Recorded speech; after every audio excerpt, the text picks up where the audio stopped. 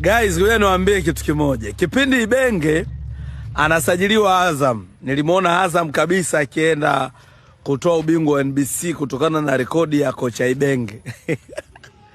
Kumbe Ibenge bwana Al Hilal kule alikuwa anabebwa na wachezaji. Guys, Ibenge ni kocha wa kawaida sana. Yaani tangu ametua Azam imekuwa inafanya vibaya. Yaani katika michezo 12 kupata sare 6 alafu na kocha kama Ibenge. Hili ni anguko kwa kweli. Yaani ni kocha ambaye mwenye CV kubwa, analipwa hela nyingi, kumbe alikuwa anabebwa na wachezaji wa Al Hilal. Yaani kwa CV ya Ibenge, mimi naamini sasa Azam itakuwa inaongoza ligi. Kwa sababu ni kocha ambaye kwa alikotoka huko alikuwa anatikisa Ibenge, Florent Ibenge.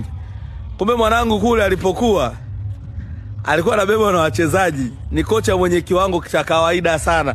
Yaani sijaona sababu ya Azam kuhangaika kumlipa pesa zote zile, usajili wote ule Ibenge, akati kuna kina Masudi Juma. Yaani ule pale ukimchukua Masudi Juma au kamchukua Mgunda ni bora kuliko Ibenge. Kwa sababu Ibenge anabebwa na wachezaji. Alikotoka alikuwa anabebwa na wachezaji. Kwa sababu kaja Bongo hapa amefanya nini? Zaidi ya kutufunga tu Simba. Ibenge wala unashindwa kumfunga Tambe ya City. Angalia mechi ya jana nimeangalia mechi ya CRDB. Azam anatota kumfunga timu ndogo kama ile. Anatota. Guys, itoshe kusema Ibenge hana mifumo. Mbinu zake ndo zimeishia pale. Ni kocha wa kawaida sana.